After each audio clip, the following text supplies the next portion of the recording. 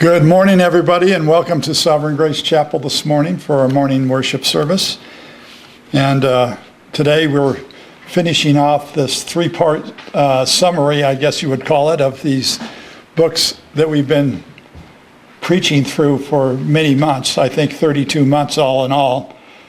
And this period of time that I'm referring to is 1405 BC to 586 BC. That's what's covered inclusively in the books of the Old Testament from Joshua to 2 Kings. Last week we talked about the time frame from Joshua to David, and today we're going to go from Solomon to the destruction of the temple in 586 BC. Just to give an overview, I always try to give both overview and also a lot of exposition of the details of books. And so that's why it took 32 months to get through this. But now let's remember what the big picture is here as well. So that's my intent.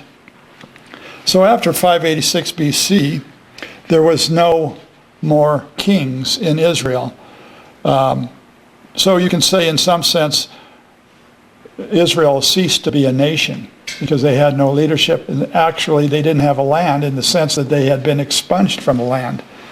And so their nation has disintegrated into nothingness. And by the way, 586 BC marks what Jesus refers to as the times of the Gentiles. And the times of the Gentiles started in 586 BC and, may I say, persists to this very moment, because there is no king ruling on the throne of David and on earth. That's what defines the times of the Gentiles. If and when there would be a king to come to earth and to Jerusalem specifically and occupy the throne of David, then you will know that the times of the Gentiles have come to a conclusion, because God's focus is now turned from the Gentiles and turned toward a restoration of Israel. So that's another aspect of 586 BC that we don't often keep in mind. And so the times of the Gentiles at the first coming of Christ might have come to an end if the people had affirmed Christ to be their rightful king, but they weren't in a repentant mood. And so the times of the Gentiles has now been extended many centuries longer to be inclusive of the church age. The church age is part of the times of the Gentiles. And I think what's really trying to be communicated in that is that God's focus is mainly on the Gentile peoples of the world. And so that's why he has instituted the church, and people are being grafted into his salvific work through the organism of the church itself. But still, it's the times of the Gentiles. And so when we've been in the times of the Gentiles for the entire church age, some lose sight of the fact that there is going to be a time when the times of the Gentiles comes to a conclusion. And God's attention will be back upon the nation of Israel. So we have talked about this period of time from Joshua to David. Today, I want to pick up with Solomon and then have some comments with regard to the nation through to the end of the destruction of the temple in 586. But I have to make a few comments about David before I leave him off, because I feel like that I may have been overly critical of David in the way I presented him and found fault with him in a lot of things. And I thought perhaps I should speak to David in a more complimentary way today. One of the things you can say about David, despite his grievous sin with Bathsheba and Uriah, David was one who never entered into idolatry. He didn't sanction idolatry, he didn't promote it, nor did he participate in it. And so, given the fact that other kings are gauged relative to how David behaved, I think the main thing that God's critical of future kings is that they have either endorsed, participated, or promoted idolatry within the nation, complete with sacrificial system on high places and Asherah poles and all of these things for the worship of Baal, or whether we talk about Jeroboam's invented religion, which we'll talk about in a little bit. That was the participation that took place in that religion in the north for many, many years. David was not an idolater. And I think that's the key to understanding why God sees him as a man after his own heart. And so the other thing that we have to think about with regard to David is the impartation of the Davidic covenant, which promised to David that there would always be one of his offspring occupying the throne in Jerusalem. And that, in fact, that was exactly what happened. Every king that I handed out, and you can look at this later, but basically if you look at the kings of Judah, every one of them is somehow related to David by the generations that came forth. Some of them may not be related to David in terms of their heart for God, and so they're going to be criticized for that, but they will all have David's blood flowing in their veins. And in that Davidic covenant, what God imparted to David was the fact that there would be an enduring or a perpetual or eternal kingdom. And so when the Bible talks about eternal kingdoms, it's talking about a kingdom that will go on indefinitely without any particular end in mind. And so that was what was clearly understood by David, that kingship would endure in that fashion. And of course, it raises a lot of questions with regard to what happened after 586 when you had no kings for hundreds of years. And so it all stages itself up to the coming of Christ. I hope we can see that very clearly. But David was aware of something more than just what was stated in the Davidic covenant, because it was David himself who wrote Psalm 110. And in that psalm, you find in the text of that and the prophetic understanding of it that this future offspring of David would be much, much more than just a temporary king, such as all of the ones that we've read about through 2 Samuel and through 1 Kings, all these line of kings coming and going. There would be one that is now referred to as the greater son of David.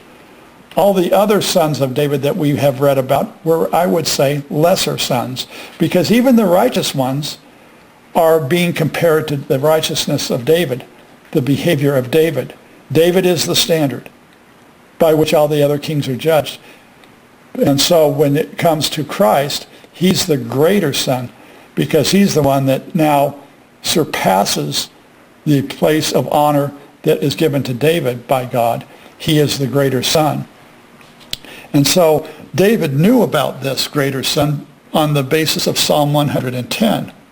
He was perfectly aware of the ramification of the Davidic covenant, but much, much more than just that. There's more to it. Furthermore, in David's farewell address to the nation, David speaks of the house of David will be ruled by God himself. So how would that be? It's interesting that he understands in some seed form that this king would somehow be God. He'd be offspring of David, but God. And so you see in seed form the coming of a king who would have the nature of God and also the nature of man, the very thing that we now profess as Christians.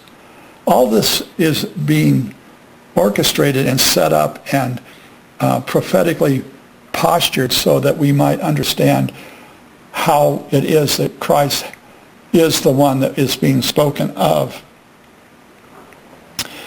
Well, we often think of Jesus as the Son of God. We think of him as the Son of Man. We think of him as the Son of Mary. And we think of him as the Son of Adam. All these sonships that we refer to have to do with either his essential nature of being God, as being the Son of God. When we say Son of God, we're basically saying the same identical essence as God. When we say the Son of Adam, we're describing his essential humanity, which is essential that he be fundamentally human in order to save. This is something that Athanasius was clear-minded about in the Arian controversy. Was Jesus, he took a different tact with regard to the natures of Jesus, because it was a salvific issue for Athanasius. Because if Jesus isn't truly human, he cannot atone for our sin. And if he's not truly God, because God is the only one who can save, then he cannot save. So he saw that both natures were absolutely fundamental to our salvation. So referring to Jesus as the son of Adam gives us the understanding that he has true humanity, true human nature.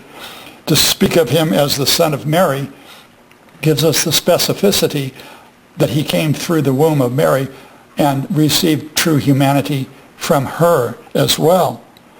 And so when we talk about him in these senses, these are all fundamental and essential qualities of Jesus for the purpose of salvation, for our salvation as well as the salvation of any of the Jews in mind. But when it comes to the fact that we also refer to Jesus as the son of David, that's a little bit of a different thing, because being the son of David is not essential to our salvation, because his humanity has been established, his deity has been established. All of those things that are necessary to bring about a substitutionary atoning work are in place in absence of being the son of David. So I see him as being the son of David, a slightly different sonship than the other ones. Why would you say God created the fact that he had to be the son of David? Well, I would say that he did that to tie the Messiah to the nation of Israel, so that we might know that this Messiah, this one who's going to save the world, in fact, is actually a Hebrew and is in the line of a Hebrew and is generated by the nation of Israel in their ethnic representation. He has to be tied to Israel. Well, he doesn't have to be, but God determined that this is how he will be oriented in his humanity, because he's going to be a Jew. I think that's one thing. And I think it is also done to tie the Messiah to a righteous earthly kingdom to come in Israel. So when he arrives in his second coming, he will then be staged up and rightfully postured to be the ruler over the entire earth because of his sonship to David. So you have the Jews and Israel being postured to be the head of the nations, and the head of the nation of Israel is Christ. And so all of these are intertwined in order to bring about the understanding that this is how Jesus is going to be always remembered as the King of the Jews. And that's why we had to have him as the son of David. So I think it's fitting that he would do that, so the Messiah in his sovereignty will be able to bring the power to bear to rule over all the nations. He's going to be the king of the world. He's the king of the Jews, but he's also going to be king of the world. And so God continues to put Israel central to all of this. And that's why we have to keep Israel central to all of this in our thinking as well. So I would say that the other sonships that we speak of that Jesus possesses speaks to the spiritual salvation. But the sonship of David speaks to an earthly salvation, the reconciliation of the world to the nation of Israel.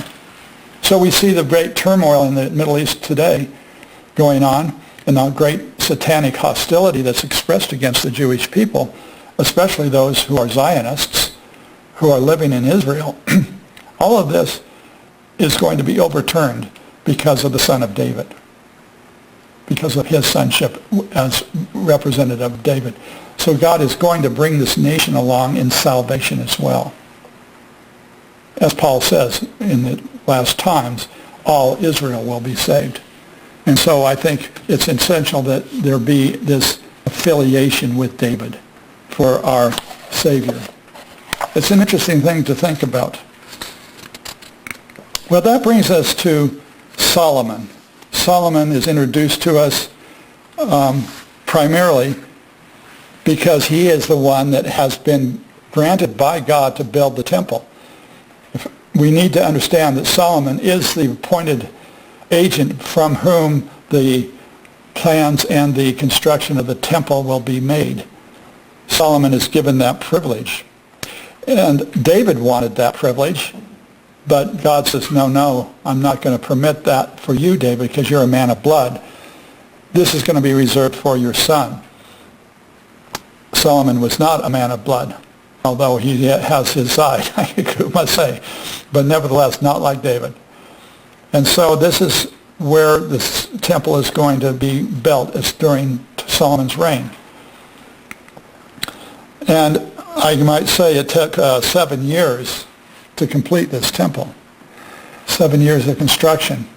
A lot of the plans had already been laid out, and all of the materials, well, many of the materials had already been acquired to build the temple before David passed off the scene. So it was all being staged up, so things were ready to go. And when David did die, this became the focal point of Solomon. Might be interesting, and I don't know what you would think of it or make of it, but while it took 7 years to build the temple, it took Solomon 13 years to build his palace. Now, I don't know, I don't want to make too big of a deal about that, like where is Solomon's focus or something of that nature, but it's just an interesting quirk that he took time to build other things beyond the temple. And I don't think it was just his palace, but there are other ancillary buildings that we've looked at that are on that temple mound that are referenced to in various places. There was quite a complex of buildings that took place or were built in that area, in addition to the temple and in addition to his palace. Well, I think, of course, Solomon is best remembered for his famous request of God, who said to Solomon, "Ask anything of me, and I will grant it to you to make your kingdom well." And Solomon responded by saying, "I don't care for anything for me personally other than to give me wisdom on how to rule your people." And this was quite pleasing to the Lord, as you know. And so, my goodness, did God give him wisdom? Yes, he did. His reputation for wisdom permeated the entire ancient world. So many people were really impressed beyond the nation of Israel how wise Solomon was. So this is the gift that God gave to Solomon in response to his request. Well, I think that the wisdom played out in practical terms by his policies and his leadership, which brought about an unprecedented time of peace and prosperity. And there was an amassing of wealth that took place under Solomon. And all of these things were the blessings of God under the wisdom of Solomon to bring about a really what is referred to as the golden age of Israel. It's really referring to this period under Solomon.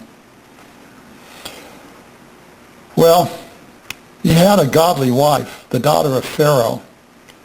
But unfortunately, this wisdom of Solomon did have its limitations. And the limitation really manifested itself with regard to his attitude towards women, for he loved women. This becomes a real snare to him. So he amassed to himself 700, I think, wives and 300 or so concubines. I mean, it's a tremendous number of women.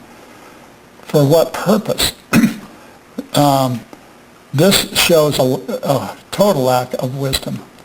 So while his wisdom really was exercised and revealed in his official role as king of the nation, it sure fell short when it came to his personal life. And not only because of the divided loyalties that come about from having so many wives, because then no wife really is a wife in a sense, because she's just one in a line. But I think also it became a snare to him because he was amassing to himself wives that were that were pagan, and they were idolaters. But because of Solomon's love for them, he accommodated them. He helped promote their religion. He allowed them to be worshiping at high places and engaged in all kinds of rituals that are pertinent to pagans.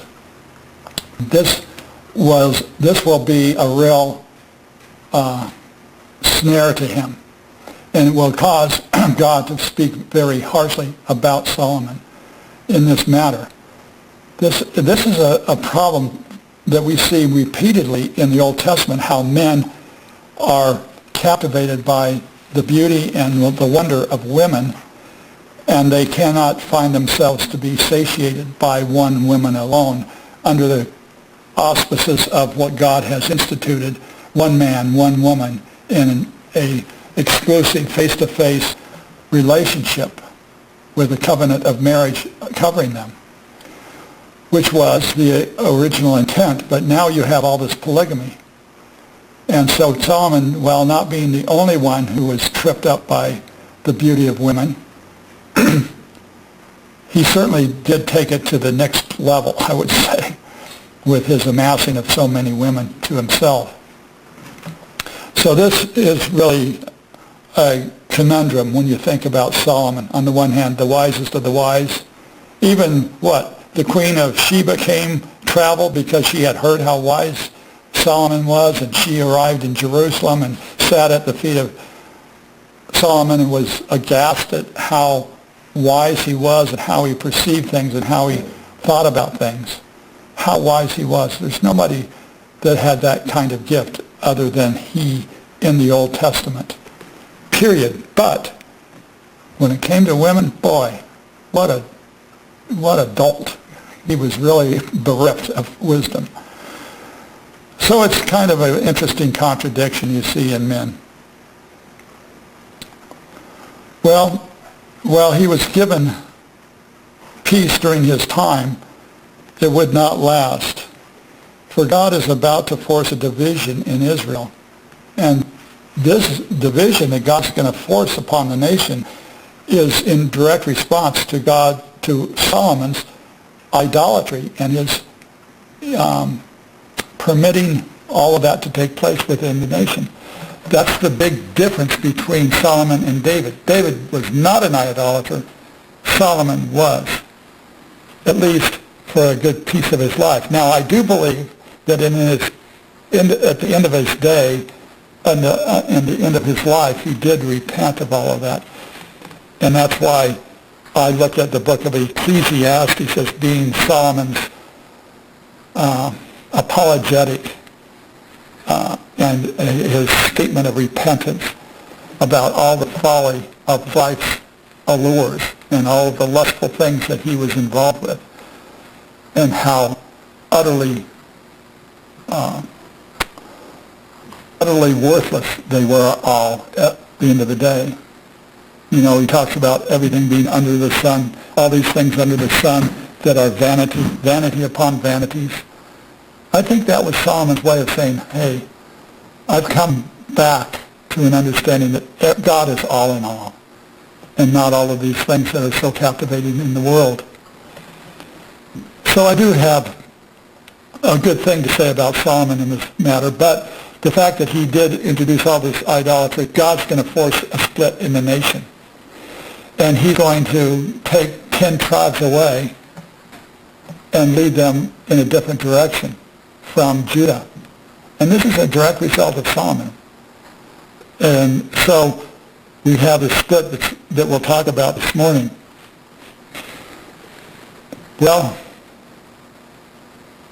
in part of this division, we are introduced to a man by the name of Jeroboam, God's appointed divider, I guess you could call him.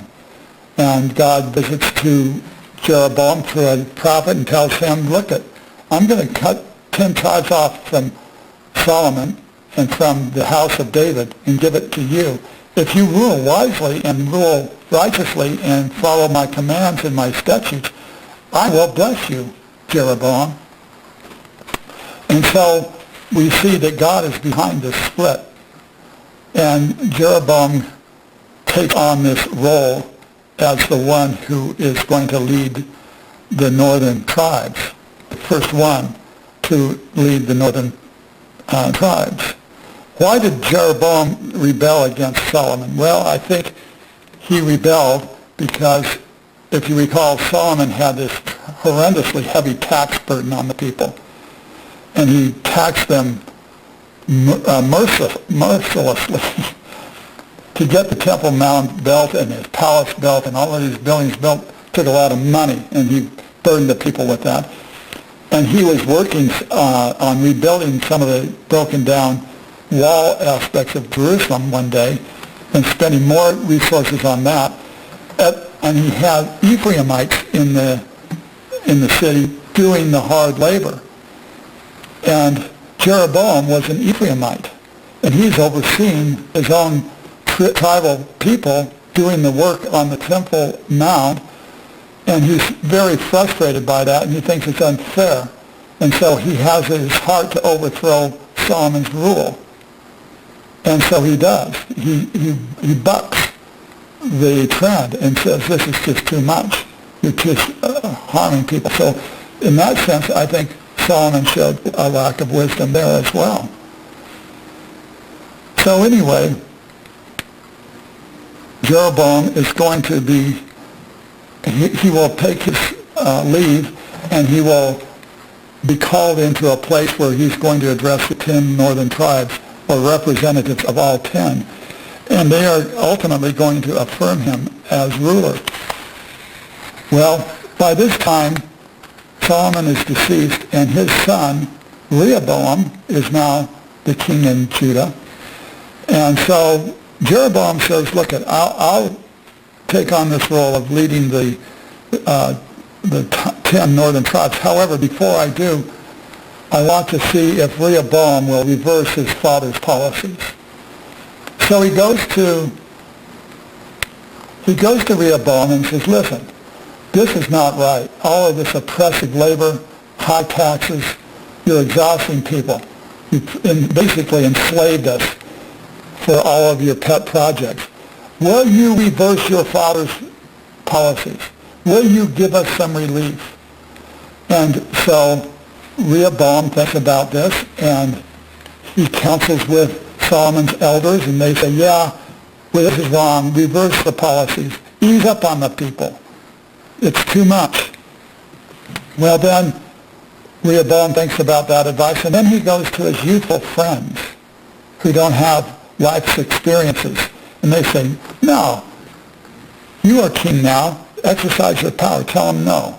And so Rehoboam takes the advice of his young friends, not the elderly advisors, and he tells Jeroboam, not only no, but I'm going to make it even worse on you. And so here you see Rehoboam swelling up in pride about his newfound power, and he's going to show them what's what by making life even more miserable for the northern 10 tribes. Well, that sealed the deal. They weren't going to put up with that. And so they did depart, and the 10 tribes affirmed Jeroboam as their leader. And so in response to that, Rehoboam says, well, they're not going to get away with this. So he goes out and he amasses a 135,000 man army to go to war against the north over this whole issue. And he's about to do that when God directly intervenes through a prophet and sends this prophet to Rehoboam and says, knock it off. You're not going to go to war. God is not in that. He's not wanting you to do that. You just put your arms down. Well, Rehoboam had the sense to listen to the prophet, and so he backed off, so there was no physical conflict at that moment. So that was a good thing. So the north is now cast off and headed their own direction.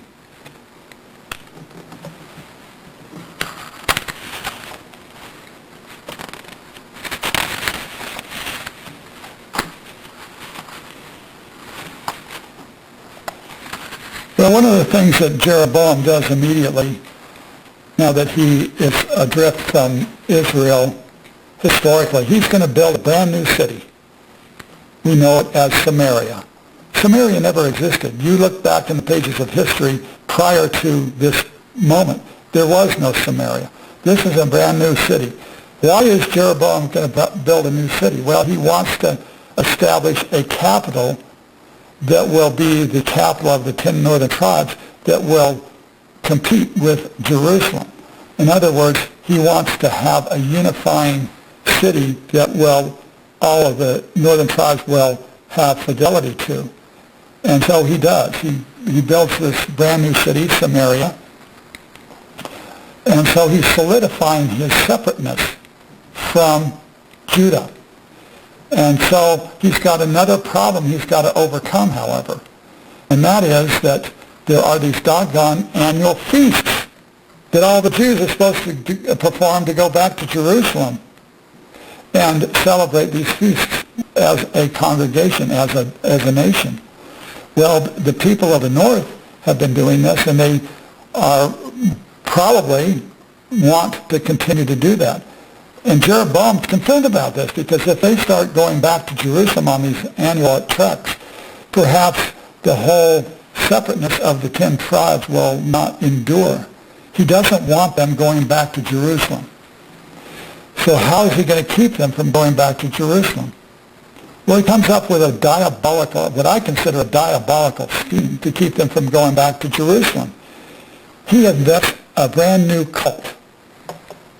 And it's a cult in the sense that he's taking Israel's history from the Exodus, twisting the facts of the matter, that what took place during the Exodus, and then creating a new cult that describes those events in a wholly different fashion. What I'm speaking of most pointedly is that from Israel's perspective, historically, they always believed that it was God who delivered them out of the hand of Egypt. It was God who led them out into the wilderness. It was God who separated the Red Sea. And it was God who ultimately delivered them into the promised land. And that is the historical aspects that we read about today in the scriptures. But Jeroboam says, I know what I'm going to do. I'm going to recreate golden calves like Aaron did. I'm going to create 2 of them, though. And we're going to promote this idol worship of these golden calves. So he goes to the people and says, listen, it wasn't God who delivered you out of the hand of Egypt. It was the golden calf of Aaron that did it. And now we're going to recreate the golden calf, and we're going to worship the golden calf from now on. And he put one of them in the city of Bethel, and he put another one up in Dan, so that all people could have access to this newfound religion, this cult. Well, as crazy as that all sounds, what's even crazier is the people bought into it. And they started doing this worshiping of these golden calves, which is just mind-blowing to me, to think that they would forsake all of that history that has been laid out and take this twist and go back to idolatry. It just speaks volumes to me of the depth of the depravity of the human heart. And so what he was able to accomplish with all of that was he created a religion that had their own feasts, their own festivals, their own annual recognition days, and so they didn't have to go back to Jerusalem anymore. That was the whole point, to keep everybody focused on the north and not have a reason to have any affiliation with the south. I think that was diabolical, what Jeroboam created. And by the way, this cult that he created, we read about all the times that it was referred to in future generations by future kings. That thing persisted right up into 722 BC when Samaria was conquered by the Assyrians. The next couple hundred years, these kings that are going to come and go off the throne in Samaria are going to affirm this cult. They're going to continue in the sin of Jeroboam as the scriptures describe it. And so it wasn't until the northern 10 tribes were eradicated was that cult finally put to rest. But it took a couple of hundred years before that happened. Well, looking back at Rehoboam, the king of the south, he passes off the scene with a word of judgment from the Lord because he led Israel into idolatry.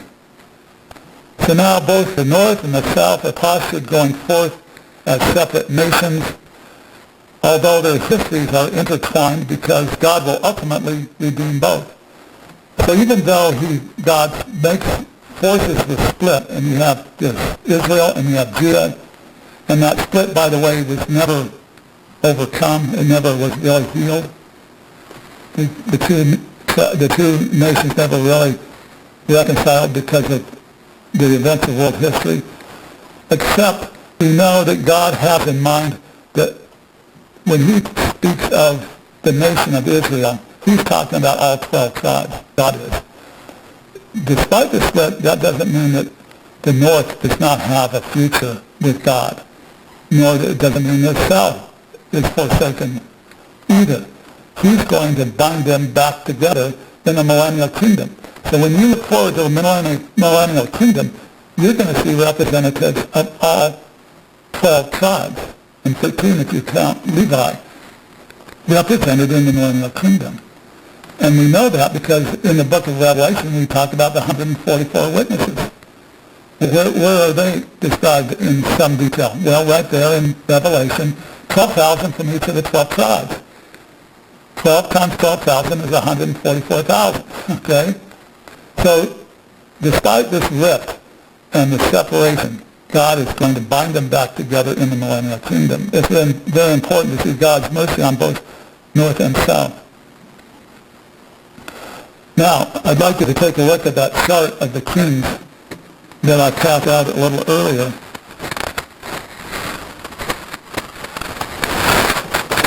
I just want to make a couple of comments here. I obviously can't do a summary of all these kings that have come and gone, so I'm going to pick four particular kings in four particular eras that are given more attention in the scriptures than the others. So if you look at the kings of Israel, down the line about 6 kings, you find Ahab, 784 to 753. So I want to talk about Ahab a little bit because he's such an infamous character in the Old Testament. So we'll spend some time on him. But then if you look at the kings of Judah, one of them that I want to spend a little time on is Athaliah, who is actually quite an infamous character as well. We'll talk about her.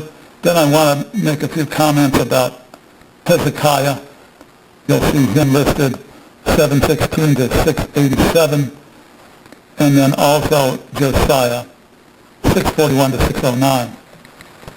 Those are the ones that I've given particular attention in the book. Excuse me.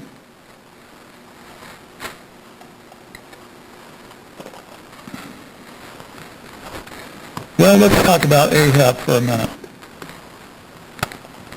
Ahab came to the throne upon his father's death, and Ahab will rule in the north for 22 years. He is particularly noteworthy because, first and foremost, he married Jezebel. And she is also represented in Scripture as a tremendously evil character. And she is very forceful personality. She's actually a Sidonian from Sidon, not of Israeli origin, but she's a foreigner, she's a pagan. And so, because of political affiliations, Ahab marries her. and she's going to become a real force in Israel, as we shall see. That's one thing that's particularly noteworthy about Ahab. And also noteworthy is that he contended with the prophet Elijah.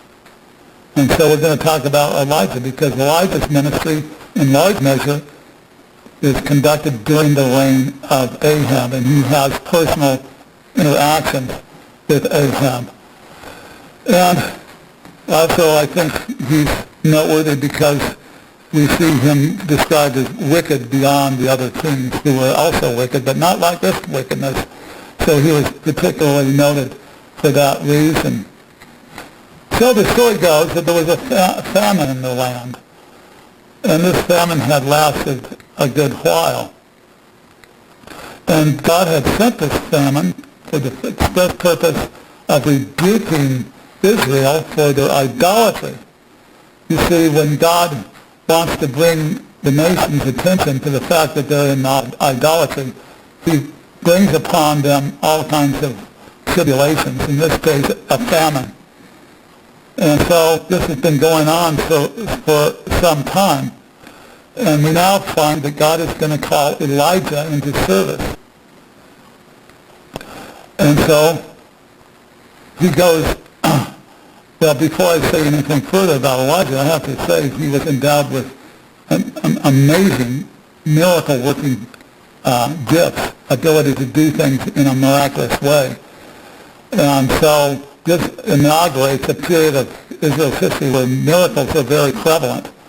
And so I always have to say it's not a normal period of time. It's not like these things go on today or have ever gone on in the church age.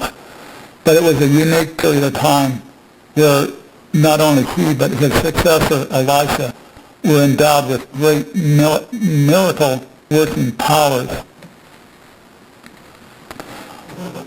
Well, because Ahab believes that Elijah is the trouble why this famine is going on, because he has announced that this is a judgment from God, Ahab is after Elijah and after his life. And so God says, well, I'll tell you what, I'm going to hide you out. So first of all, he sends him to a brook, and he's living in a cave, and the ravens feed him for a while. And finally, God says, well, now I'm going to take you away from this situation, and I've got another place. There's a woman on the other side of Israel that is going to care for you and take care of you and hide you out. So he goes there, and he discovers this woman who's going to take care of Elijah is in desperate straits herself. She's down to the last piece of bread, and she has a son, and she's of a mind to eat the last piece of bread, curl up under a tree, and die. And Elijah's saying, this is the woman who's going to take care of me? Well, it turns out that the prophet doesn't need to be cared for, but the people who are under the mercies of the prophet are the ones that need care. And so he multiplies the oil in her jar. She becomes stable again financially and in terms of sustenance. And all of these things go on for some time. And then this woman's son dies. But not to worry, Elijah has the power to resurrect someone from the dead.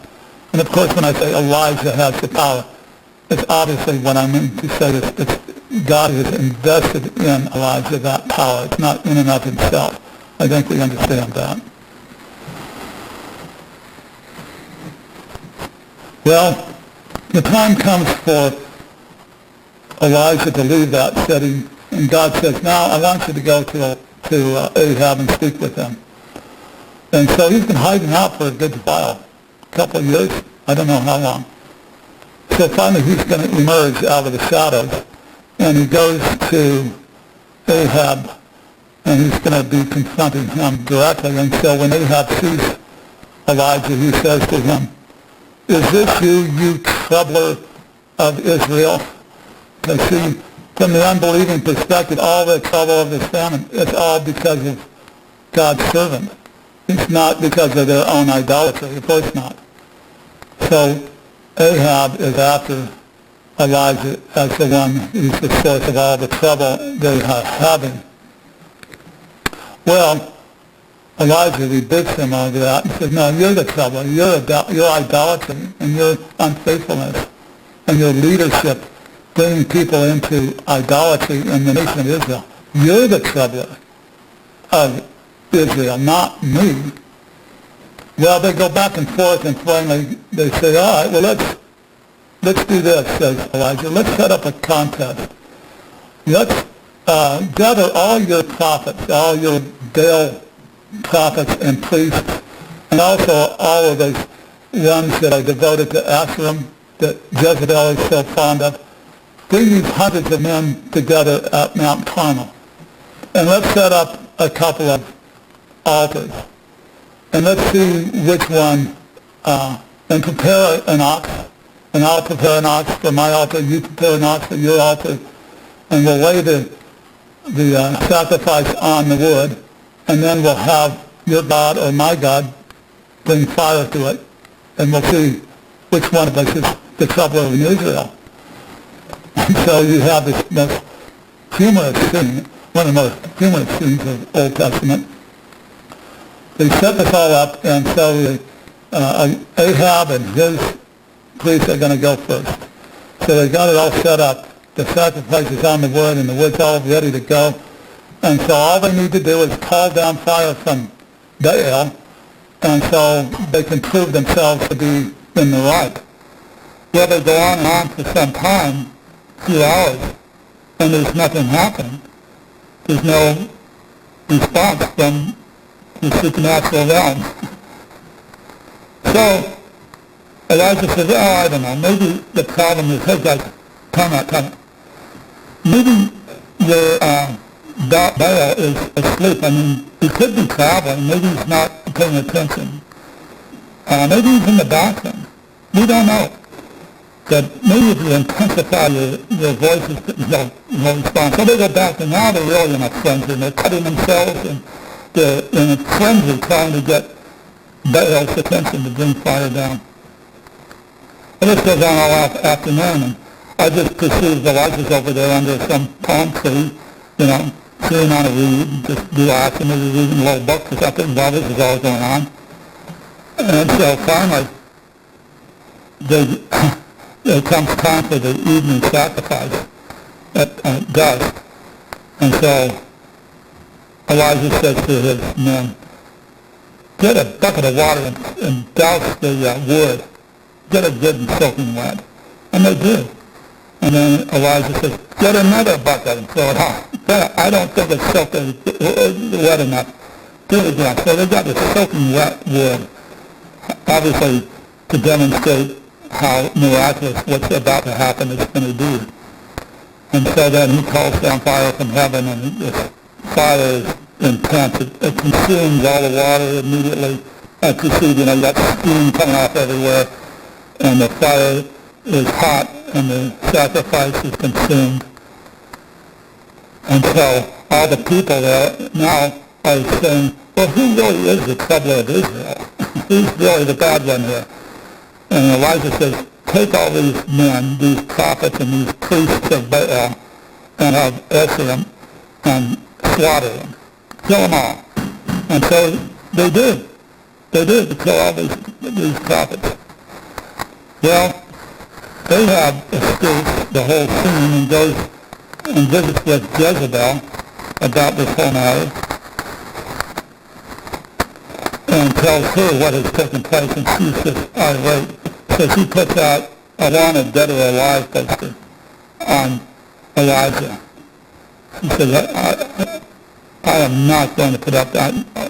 Mark my words, this time tomorrow, I think she said, you will be dead. I'm not going to allow this to happen. Well, she may think she has the power to make that happen, but she doesn't, because Elijah runs away. And he runs all the way down to Mount Sinai. This is quite a distance. And there's some symbolism with the fact that he went to Mount Sinai, I think.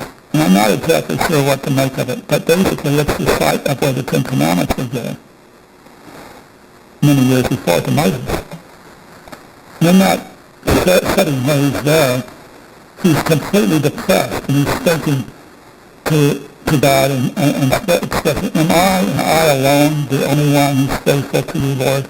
Because it seems to him that the whole nation is just completely corrupt. There's no hope. There's no belief. There's nothing but he alone. You know, I was thinking about this in the context of the video this morning that regarding Martin Luther, who wanted 24 hours to think about things. And Luther's thinking, am I and I alone right and everybody else is wrong?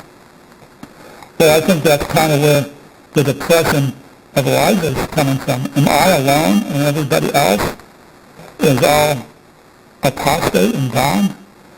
And so he's in a deep funk at this point. And God comes to him and says, you know, you're not alone. I have 7,000 who have not bowed their knee to Baal, nor kissed his lips. So take heart, get up, get moving, go back, because there's more I have in mind for you. And so he is bolstered by that fact.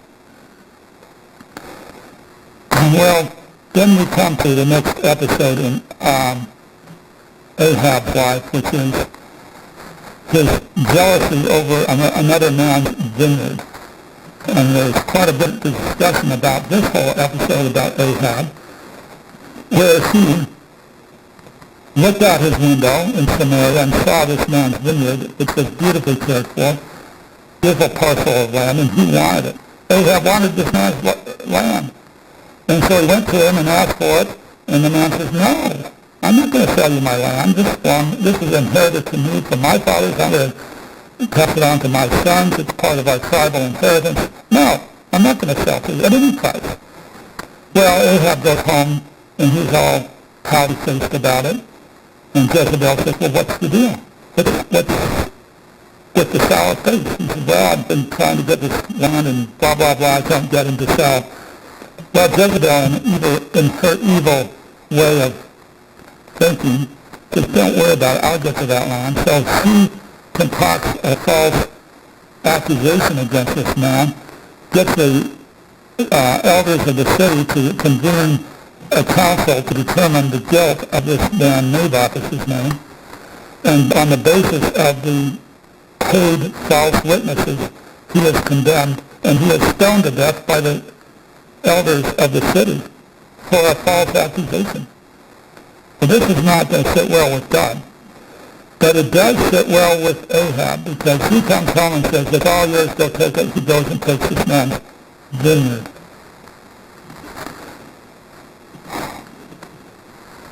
Well, Elijah comes and pronounces a curse upon both Jezebel and Ahab. With regard to Jezebel, the curse is that Jezebel's blood and body will be eaten by dogs on the very site of this vineyard. And in fact, that's exactly what will happen to her. Well, Ahab is so remorseful over what had happened. He really came to a point of repentance in the matter. And he was very distraught over what had taken place. So God says to Ahab, all right, I'm going to not bring judgment upon you, but I will bring judgment upon your offspring. And your dynasty, your offspring will be wiped out from the face of the earth. This is exactly what will happen to Ahab's lineage, even though Ahab himself was not condemned in his own time frame. Well, that brings us to this very interesting moment, the departure of Elijah from this earth. And we all are familiar with that, how chariots of fire and horses of flames arrive down from heaven to lift Elijah off to the heavens. And so he's always remembered as a man who never experienced death, and that he is now gone. And Elisha was there when it happened. And so when he comes back, Elijah comes back and he's being questioned about what had taken place, there is Elijah. And Elijah says he's gone to heaven to fire. Well, I don't think so. So let's put out a scouting party. So, okay, go put the scouting party out there. Let's see if we can find him. You're not going to find him. So they finally came to a resolve that he was nowhere sitting in some ravine somewhere, which is kind of funny. But Elijah now becomes the next authoritative voice in Israel. And he's going to carry on the work of Elijah. And he also will have the same miracle working powers that Elijah had. In fact, he'll perform twice as many miracles, at least that are recorded, than what Elijah did. So he has that same ministry.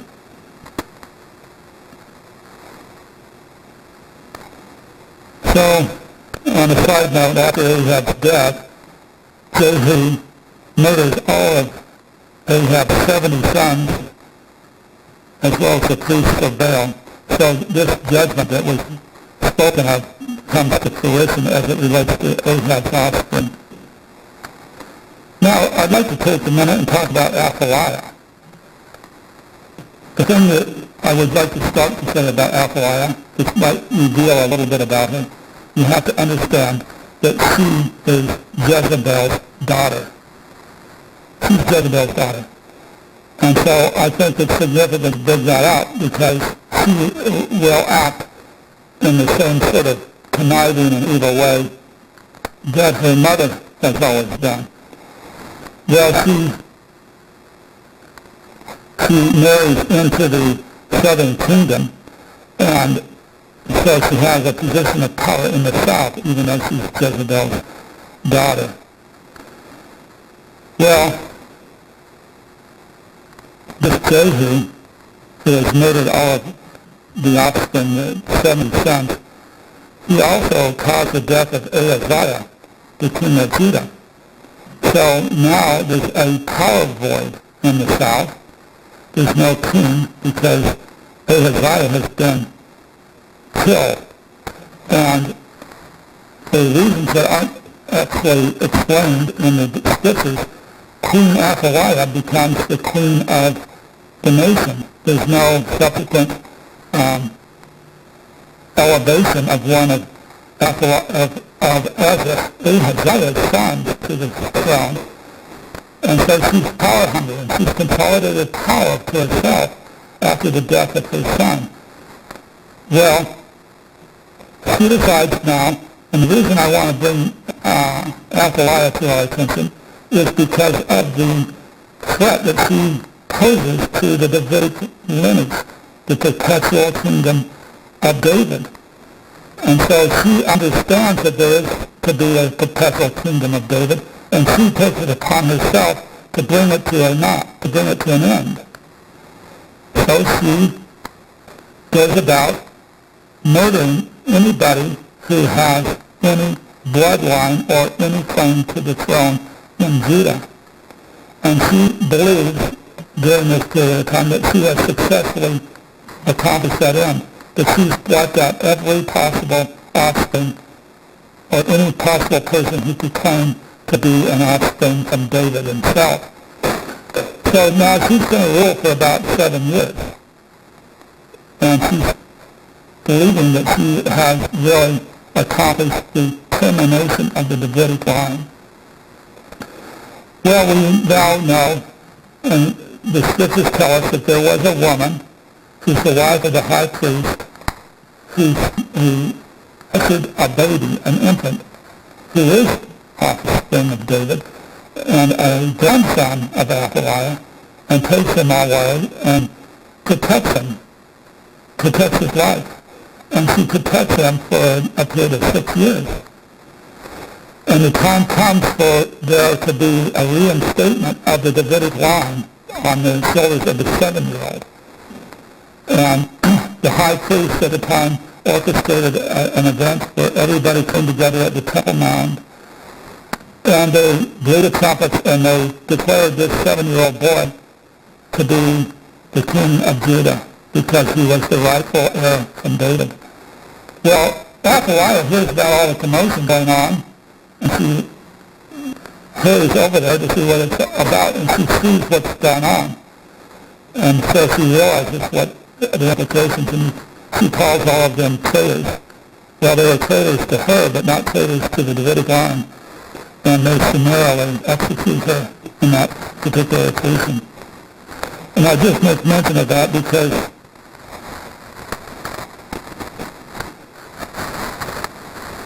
of the importance of God's Word when it comes to these promises. And God stages up in history particular events that seemingly, from a human perspective, are going to bring to naught God's promise. And yet God allows that to go to the very brink of extinction, and then He actually causes something to flourish and protect and continue and affirm that He has the power to make these promises come true. I think that's the whole point of this whole episode, is to show God's power to bring about His own promise. So now let me talk about Hezekiah for a minute. He will always be remembered as a great man of faith, I would say. Came to power by the death of his evil father Ahaz. He would reign 29 years. And he lived in a time when Assyria was the big power in the ancient world. He lived to witness the destruction of the northern kingdom in 722 BC, which was a 3-year siege. But as king of Judah, I think he looked at what happened to Samaria, and he's thinking, boy, Assyria could do the same thing to us. So what is he going to do? Well, he's concerned about water supply. So we know Hezekiah is the one who cut out, I believe, a 17-foot long tunnel out of solid rock to divert water from a spring outside the walls of the city to bring it to a pool inside the city limits. So if they were to have to endure a siege, they'd at least have water. And so he's remembered for that. But even that would only stave off the inevitable. Judah would not have the power to overturn Assyria or resist them. And soon after day came, when Syria comes knocking on the door of Jerusalem, Assyria does, and the general shows up with a 185,000-man army, camped outside the gates, and we read about this interchange that went between the commander and the people on the wall who's listening to all of the horrible things that are going to happen to them if they don't lay down their arms and come peaceably. And so, if they come peaceably, maybe it won't go so badly for them. If they resist, horror upon horror will beset them. And Assyria was noted for their horrific treatment of people. The tortures, those were well known. So, word comes to Hezekiah about the fact that this man is outside and they're threatening all these things. So what does Hezekiah do? He puts in a phone call to Isaiah. Bring me Isaiah. And we hear from him. Isaiah comes to counsel with him. And they counsel him. Hezekiah has some sort of written decree about what's going to happen to them if they don't give up. And he spreads it out, I imagine, on the floor, and he lies down on the floor in the temple. And he's completely at the mercy of God and completely impressed that God somehow will see them through this horrific moment. And so, you know the story. Everybody woke up the next morning, looked over the wall to see what's going on this morning, and all they see is 185,000 corpses. God, through an angel of death, overnight, removed most miraculously the threat. So Judah survived that day, and Judah would survive another 120 years. But all of these things come and go, and it doesn't really change the problem of idolatry among the people of Israel. It just never seems to solve the problem. So ultimately, Jerusalem will succumb, but not to Assyria, nevertheless to Babylon. Well, let's talk about Josiah for a minute. Josiah will be remembered as a great reformer. He energetically expunged idolatry and images of idolatry from the nation of Judah. He is the one, if you remember, was the one that commissioned people to go back to the temple to refurbish it. Apparently they hadn't really kept up on the repairs and the construction of the temple. So he's in there with a crew of men revitalizing the temple, and they open up a closet door somewhere and they find a book. And they're kind of wondering, well, what's this book? And they read it and they send it to Josiah. He reads it, and he is completely stricken by what he read, because now he has a firm understanding of how far afield Judah is from true pious worship of their God. And that's what triggered him to really go after a reform movement. He's a great reformer. And he tears down all of the high places. He vigorously tries to destroy all vestiges of idolatry in the nation. Well, the thing that I think is most impressive about Josiah is the fact, and I don't know how you might feel about this, but the fact that he vigorously pursued all these reforms, that he also knew that God had already decreed and made known that Jerusalem was condemned, and that Jerusalem would fall, and Jerusalem would be ransacked, and the people would be dispersed outside the land. All of that has already been well documented, and Josiah is well aware of all that.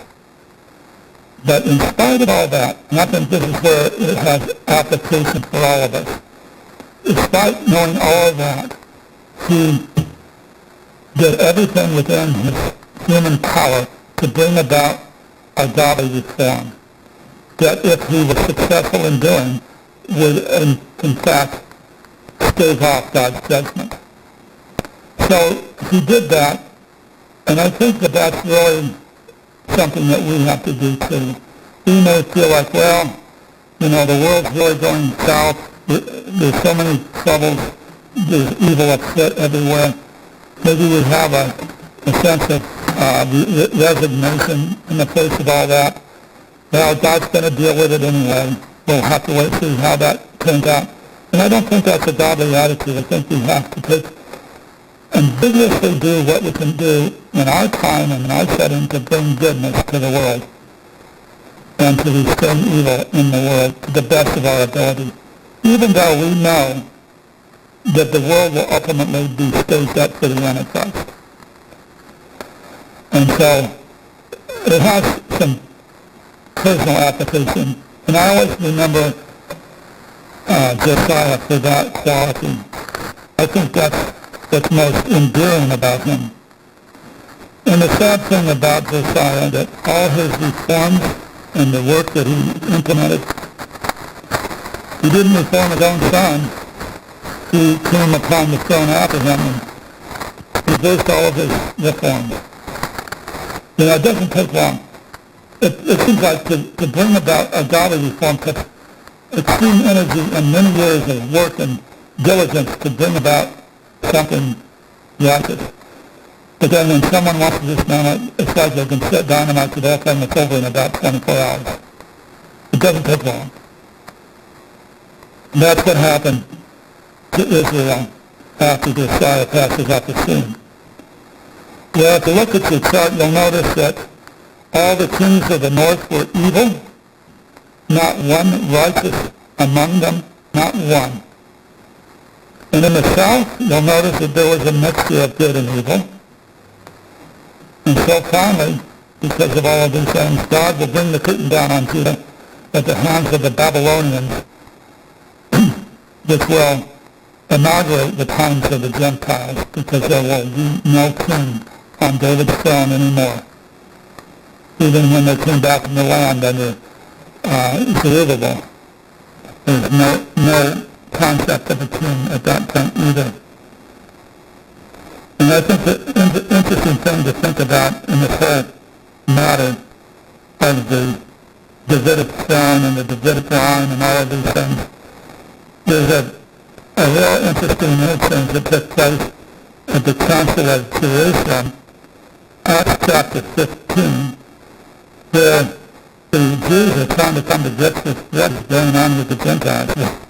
Because Paul's coming back with all this information about how God is performing these miracle works among the Gentiles, and they're all coming to faith and all these things. And James is there. He's listening to all this and thinking, how do we accept what God is doing? How do we supposed to understand it? What about the Davidic line? What about the Davidic priesthood? What about the eternal throne on Israel's territory in Jerusalem? What about all that? And this is quite the time for the Jews. And it looks like God's now done with them. And he's turning his attention to the Gentiles. And James thinks about it and he puts it in, he comes to a good resolve on this. And this is what he told the Jerusalem council. God says, after this I will return. And I think what he's referring to, after this era of doing with the Gentiles, God will return and rebuild David's fallen tent. And that's an allusion to the Davidic dynasty. It's ruined, I will rebuild and I will restore it. So James is giving the Council of Jerusalem an understanding that no, there's still a future for Israel. And he will rebuild the Davidic line, he will rebuild the nation of Israel. It will have a time in the future.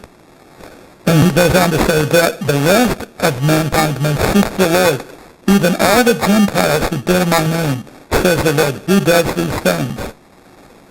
Things that were known from long ago. And so that's how James is able to reconcile at that crucial moment in transition from the time of law to the time of grace, before Christ and after Christ. James came up with this understanding, quoting from Amos, the fact that there would be a restoration of the Davidic line and the Davidic throne.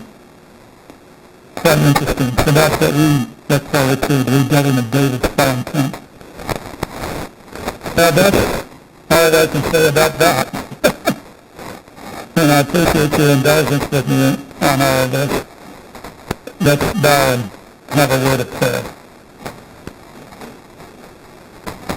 Lord, we do thank you for this time to listen to these things of the Old Testament, and we do ask that you would be attentive to our hearts, cause us to be ever mindful of the things of God, cause us to